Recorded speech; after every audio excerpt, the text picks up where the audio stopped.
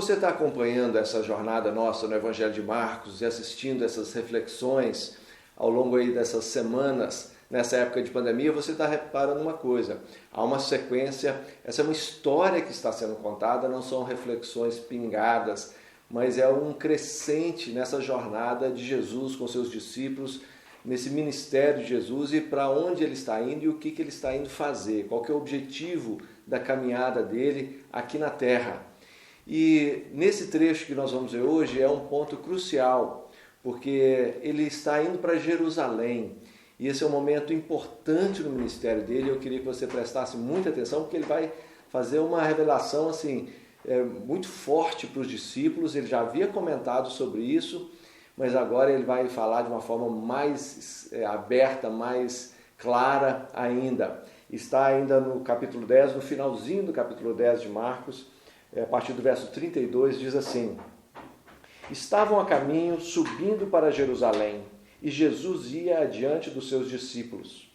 Estes se admiravam e o seguiam tomados de apreensões. E Jesus, chamando outra vez os 12 para um lado, começou a revelar-lhes as coisas que deviam acontecer com ele, dizendo: Eis que subimos para Jerusalém, e o Filho do Homem será entregue aos principais sacerdotes e aos escribas. Eles vão condená-lo à morte e entregá-lo aos gentios.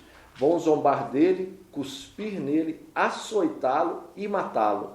Mas depois de 3 dias ressuscitará.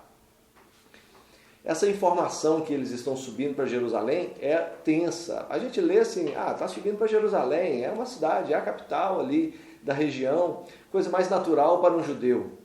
Mas para Jesus, que já estava sendo classificado tanto pelas autoridades de Israel quanto pelos romanos como um agitador, como um rebelde, como uma pessoa que precisava ser apagada, e eles já vinham tramando essa morte de Jesus, os próprios discípulos já sabiam disso, e o texto diz que eles estavam apreensivos. Jesus, nós estamos subindo para Jerusalém. Jerusalém é o lugar onde estão as autoridades, é onde estão aqueles que podem nos fazer mal.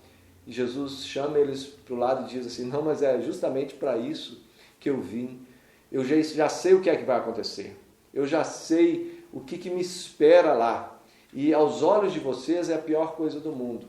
Porque para os discípulos, para os judeus, o Messias era aquele que viria derrotar os romanos e não ser morto pelos romanos.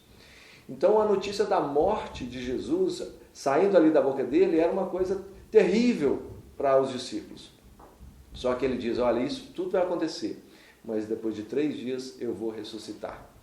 Ou seja, vocês não estão conseguindo enxergar alguma coisa de bom nisso, mas é a melhor coisa, é a coisa mais importante que eu vim fazer. Jesus não veio simplesmente para curar enfermos, libertar cativos, ele não veio simplesmente para ensinar o amor ao próximo. Jesus veio para morrer na cruz em nosso lugar. Mas por que isso?